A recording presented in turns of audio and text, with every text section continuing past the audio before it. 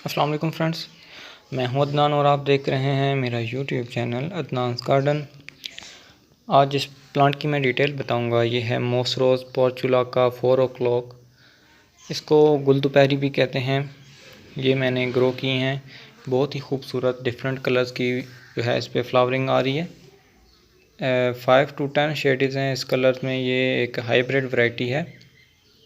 तो चलें आपको बताता हूँ। आगे बढ़ने से पहले मेरी रिक्वेस्ट, वीडियो को लाइक और चैनल को सब्सक्राइब करना मत भूलिएगा। चलें शुरू करते हैं। यह है मॉस रोज़ पोर्चुलाका। ये मैं नर्सरी से बाय करके लाया हूँ एक पॉट। इसमें डिफरेंट कलर्स के जो हैं वो सीड से ग्रो किए हुए प्लांट हैं। इनको मैं शिफ्ट करूँगा बड़े पॉट्स में। ये डिफरेंट कलर्स के हैं, हाइब्रिड वैरायटी है और एक ही पॉट से मैं बहुत सारे पॉट बनाने वाला हूँ। कटिंग से तो नहीं ग्रो करूँगा, कटिंग से तो ये आसानी से ग्रो हो जाते हैं।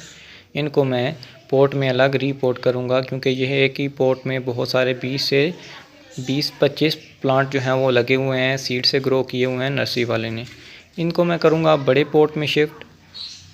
ये हैं 7 इंच के पॉट जो इसको अलग अलग करके जिनको मैं लगाऊंगा इन पॉट्स में। इसमें काफ़ी सारे प्लांट्स हैं छोटे छोटे। तो चलें शुरू करते हैं और इनको मैं लगा के आपको दिखाता हूँ इसको पॉट्स में कैसे लगाते हैं। नेक्स्ट बारी आती है सॉइल की।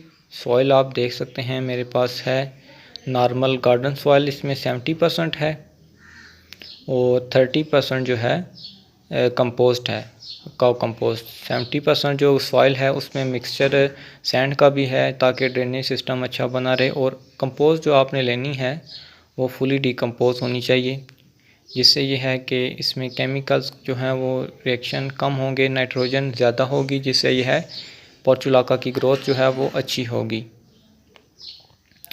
सॉइल को मिक्स करने के बाद जो है इसको मैंने पॉट में फिल कर लिया। पॉट साइज़ आप देख सकते हैं कि सारों के बराबर हैं और इनमें सॉइल भी अच्छी तरह मिक्स कर लिया है।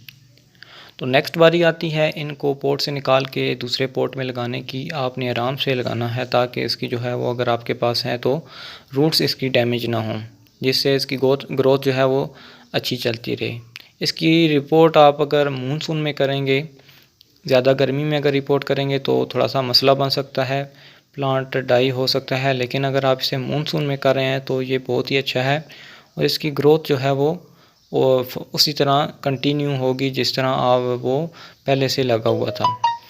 कोई भी रिपोर्टिंग है अगर आप उसको मानसून में करते हैं तो इससे इसकी ग्रोथ पे कोई असर नहीं पड़ता। तो इन सारों को मैं रिपोर्ट कर लेता हूँ इन बड़े पॉट्स में। इनको सारों को मैं अलग अलग पॉट में लगाता हूँ। ये बहुत सारे शेड्स हैं, इनमें काफ़ी सारे जो हैं वो शेड्स हैं और एक ही पॉट में जो हैं वो काफ़ी सारे प्लांट्स लगे हुए हैं। ये कुछ पॉट्स में मैंने लगा दिए हैं, आप देख सकते हैं। तो इनकी जो ग्रोथ है वो अभी इनको मैं शेडी एरिया में रखूँगा जिससे इसकी ग्रोथ जो है वो अच्छी चलती रहेगी। इनको नीचे आपने पटक लेना है, नीचे ज़मीन पे मारेंगे, जिससे ये है कि इनके अंदर मौजूद एयर गैप्स हैं वो ख़त्म हो जाएंगे। और इनको भी शेडी एरिया में 1-2 दिन के लिए रखूँगा जहाँ से ये है कि इसको डायरेक्ट सनलाइट ना मिले, क्योंकि ये अभी नए नए रिपोर्ट हुए हैं, जिससे इनकी ग्रोथ जो है वो ग्रोथ पे कोई असर ना पड़े। इनको पानी आपने अच्छी तरह देना है क्योंकि ये मॉइस्चर लविंग प्लांट हैं, इनको मॉइस्चर अच्छा लगता है। इतना ज़्यादा है तो ये सैकुलेंट वैरायटी से बिलोंग, लेकिन इनको ओवर वाटरिंग भी हो जाए तो कोई मसला नहीं। और क्योंकि ये डायरेक्ट सनलाइट पे चलते हैं तो क्योंकि जब इन पे धूप पड़ेगी तो इनका जो है वो पानी अच्छी तरह खुश्क हो जाएगा। तो आपने इसे बाद में रखना ही डायरेक्ट सनलाइट पे है, तब भी इसकी ग्रोथ अच्छी होगी और अच्छी फ्लावरिंग होगी।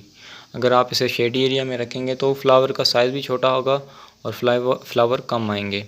मैं इनको 2 दिन के बाद डायरेक्ट सनलाइट पे शिफ्ट कर दूंगा और नेक्स्ट आपको रिज़ल्ट दिखाता हूँ। ये देखें, ये है उसी पॉट में लगाए हुए, देखें कितने प्लांट पुशी हो गए हैं और कितने फ्लावर्स आ रहे हैं। अभी ये कुछ फर्स्ट टाइम है फ्लावरिंग हो रही है। अभी इस पे नए नए बर्ड्स भी कितने सारे आ रहे हैं और मज़ीद इस पे जो है वो फ्लावरिंग होगी।